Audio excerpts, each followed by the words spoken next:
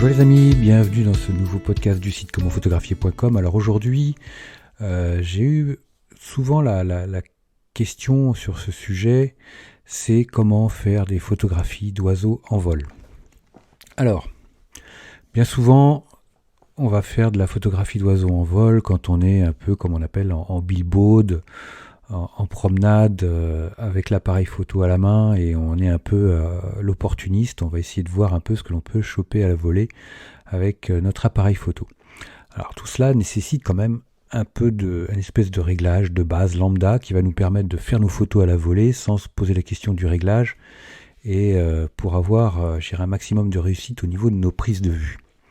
Alors bien souvent, l'idéal c'est des lieux comme des marais en bord de mer ou pas, peu importe, mais on va avoir des populations d'oiseaux qui vont pouvoir passer, décoller, nous survoler, et c'est à ce moment-là qu'on va dégainer l'appareil photo avec notre téléobjectif et on va pouvoir les photographier. Déjà, ce qu'il faut faire, c'est avoir confiance dans les automatismes de l'appareil photo. Ça, c'est quelque chose d'important parce que justement, comme on est bien souvent, on va être 9 fois sur 10, il arrive que l'on soit surpris, que l'on puisse, même le cadrage, ça sera difficile parce que l'oiseau, en fonction de la distance qu'il aura par rapport à nous, ça va aller très vite et ça bouge très vite dans le viseur. Donc c'est très difficile de réfléchir à un cadrage, ceci, cela.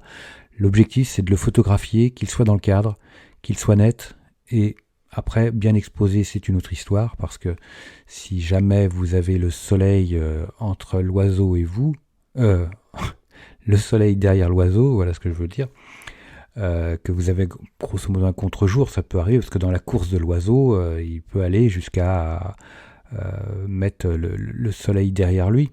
Donc là, vous risquez d'avoir une ombre chinoise, une petite silhouette. Comme il est trop petit, ça sera difficile de l'avoir bien exposé. Mais ça, à la limite, ça fait partie des choses que l'on ne pourra pas parvenir à avoir ça sera compliqué d'avoir un oiseau bien exposé. L'idéal, c'est quand on a le soleil dans le dos. Après, c'est à vous, comme un chasseur, par rapport au vent, c'est à vous de faire attention au niveau de l'endroit où vous promenez. Par exemple, vous pouvez laisser une haie d'eau, le soleil derrière une haie, par exemple. Mais bon, peu importe. Je dirais à la limite, c'est à vous de faire attention. Vous faites les photos des oiseaux comme vous pouvez, avec le soleil ou pas le soleil. Je dirais c'est les oiseaux qui décident, ça ne sera pas vous. Mais ça fait partie des choses qui vont faire la qualité ou pas de vos images. Alors en termes de réglage, je dirais en termes de matériel, vous avez votre boîtier, vous avez votre téléobjectif. Je dirais voilà, on va pas, vous êtes sur le terrain déjà, vous avez ce qu'il faut sans aucun problème. Je crois que j'ai dû parler dans un podcast précédent sur les réglages et le matériel pour faire de la photographie animalière. J'ai dû parler des photographies d'oiseaux également, donc je vous encourage d'aller voir ce podcast, d'aller écouter ce podcast-là. Vous aurez toutes les infos sur le matériel. Alors, quand on fait des photographies d'oiseaux, ça sera une chose importante, c'est mode de prise de vue. Donc là, ça bouge, c'est dynamique, donc on va prendre un mode priorité vitesse. Vitesse, pourquoi ? Parce qu'on va avoir besoin de figer notre oiseau pour l'avoir net dans notre image. Ça, c'est quelque chose d'important, première chose. Ensuite, mode priorité vitesse, c'est-à-dire que je vais choisir ma vitesse et l'appareil photo va me mettre un diaphragme pour avoir une bonne exposition. Auparavant, j'ai sélectionné la sensibilité ISO adaptée pour être bien exposé. Alors là, on peut éventuellement utiliser une sensibilité ISO automatique.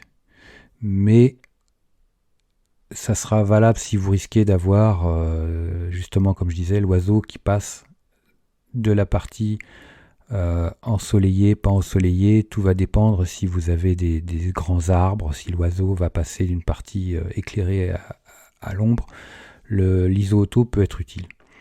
Par contre, si vous avez que du ciel autour de vous, si vous êtes dans du marais dégagé, vous pouvez faire des petits tests et voir quelle sensibilité ISO sera la mieux adaptée pour avoir... Bon, en général, vous risquez d'avoir un peu le ciel cramé, ou le ciel relativement clair, pour avoir votre oiseau bien éclairé, bien défini. Donc ça sera à vous de régler votre sensibilité ISO si vous ne voulez pas l'utiliser en auto. Si vous voulez affiner les choses par vous-même, ce qui est une bonne chose d'ailleurs, je vous encourage à tester, à voir à peu près. N'hésitez pas à utiliser la loupe sur l'écran, à grossir un peu votre image pour essayer d'apprécier ça de manière basique, mais au moins vous permettre d'affiner votre sensibilité ISO.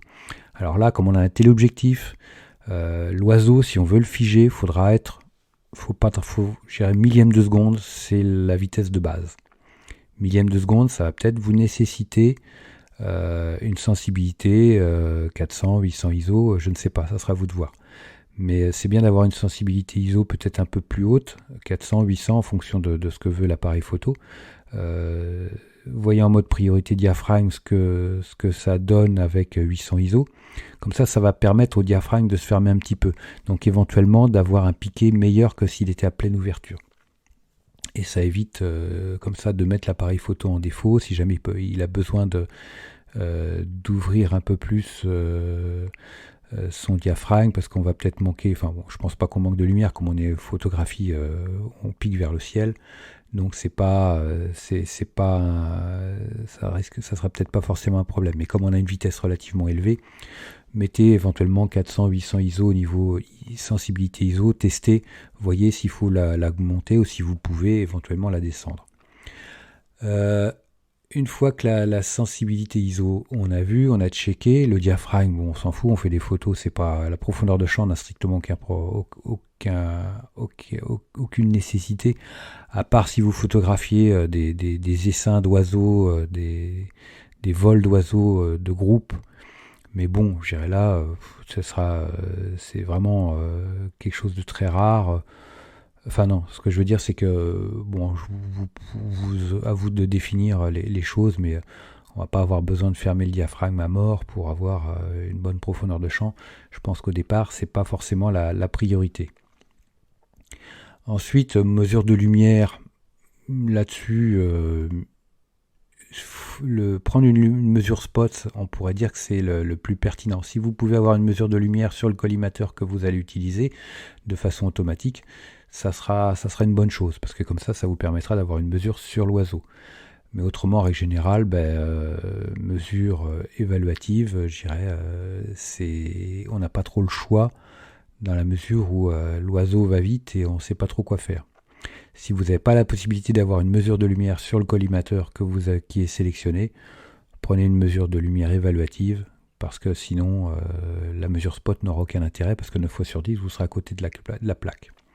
Justement, quand on parle des collimateurs, le mode d'autofocus, ça sera évidemment un mode d'autofocus avec un suivi du sujet, parce que évidemment l'oiseau est volant très vite et temps de passage, donc il faut pouvoir le suivre.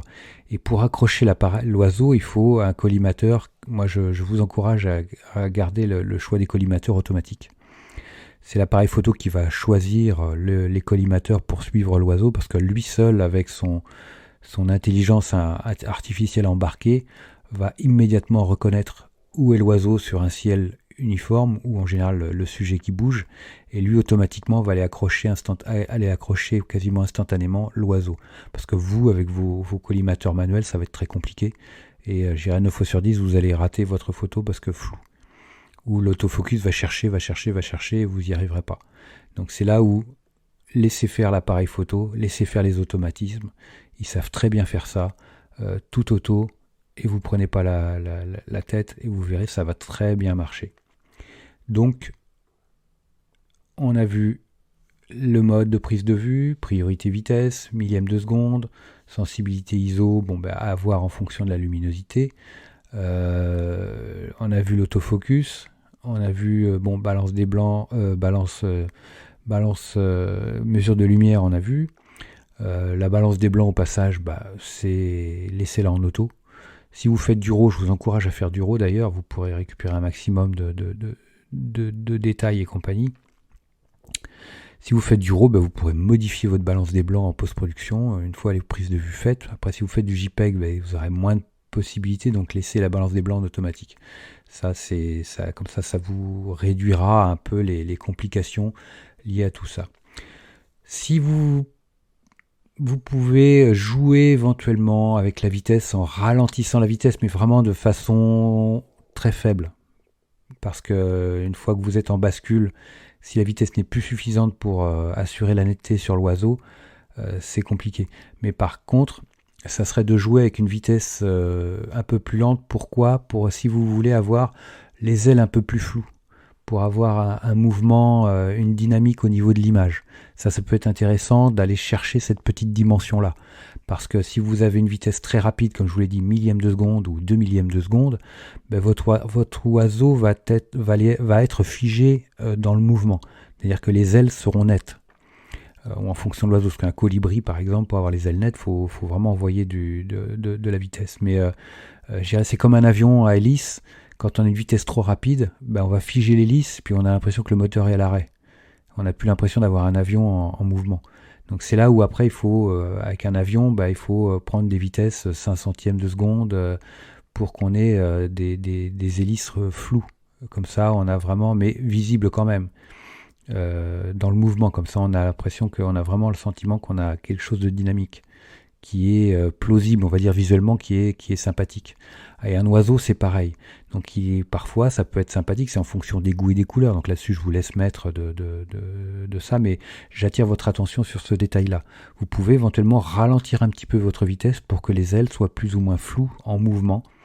Là aussi, ça va justement donner une justification du vol de l'oiseau, de sa stature en l'air, et mettre une petite dynamique, un petit truc sympathique en plus dans votre image. Donc ça va être ça fait partie des petites choses que vous pouvez travailler, vous, de votre côté, en faisant vos prises de vue.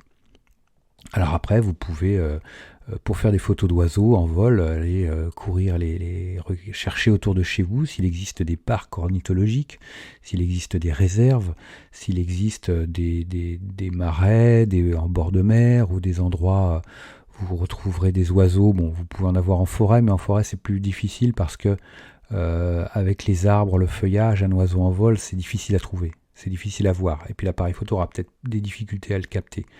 Mais l'idéal, c'est d'être dans un endroit, dans une plaine ou un bocage. Et là, vous allez avoir des oiseaux, dont souvent les prairies où il y a du bétail. Vous pouvez avoir des oiseaux comme des hérons garde-bœufs, des choses comme ça. Mais toutes les parties marécageuses peuvent être intéressantes. Si vous êtes en montagne, vous pouvez avoir des photos de rapaces qui peuvent être intéressantes. Donc vous voyez, il y a tout un tas de possibilités à vous de rechercher, quel type d'oiseau vous allez avoir dans votre région, ou si vous allez en vacances, qu'est-ce que vous allez avoir, quel type d'oiseau, et dans quel lieu vous allez pouvoir retrouver des oiseaux sur vos lieux de villégiature. À vous de faire un peu de recherche. Voilà les amis, écoutez, n'hésitez pas, un like, moi ça me fera super plaisir, moi je vous like super fort, laissez-moi plein d'étoiles, partagez ce podcast, ça me fera super plaisir, abonnez-vous à la chaîne, abonnez-vous au podcast. Laissez des commentaires si vous avez des remarques, si vous avez des astuces à partager, si jamais j'ai omis des points de détail ou des choses comme ça, n'hésitez pas à compléter ou à me poser la question pour me le faire remarquer, puis à me demander, voilà, tu n'as pas parlé de ceci, tu n'as pas parlé de cela, est-ce que tu peux nous apporter des infos ? Si je les ai, je les apporterai avec grand plaisir. Au niveau des commentaires, il n'y a strictement aucun problème. Voilà les amis, écoutez, je vous dis à très vite pour de nouveaux podcasts, et puis je vous remercie d'être toujours un peu plus nombreux et fidèles sur ce podcast. Ciao, à bientôt.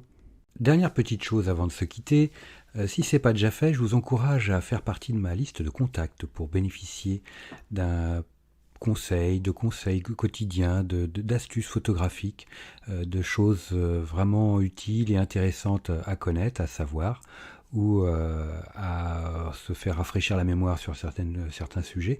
Il y a toujours un intérêt à avoir un petit lien entre nous au niveau quotidien. Il y a aussi quelques réclames commerciales, je dirais, de temps en temps. Voilà, donc n'hésitez pas à aller voir sur les formulaires du site comment-photographier.com. Vous en avez sur les articles au niveau de la colonne de droite, ou autrement en bas d'article, vous avez des formulaires un peu partout, et vous pourrez comme ça ainsi faire partie de la liste de contacts. Autre chose également, actuellement, il y a 50% de réduction sur toutes les formations du site commentphotographier.com.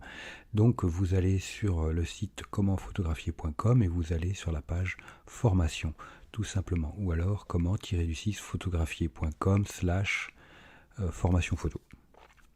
mais allez sur le site, ça sera beaucoup plus simple. Donc vous avez 50% avec le code 5050 en chiffre arabe, et vous pourrez bénéficier de toutes les formations à moitié prix. Vous avez une quarantaine de formations sur la photo de paysage, vous avez des formations sur le portrait, vous avez des formations sur les photos d'enfance, sur les photos flash, sur la photo culinaire, j'en passe, et des meilleurs, les amis. Donc ne vous privez pas, c'est actuellement avec le code promo 50 50%. Voilà les amis, je vous dis à très vite pour de nouveaux podcasts. Ciao.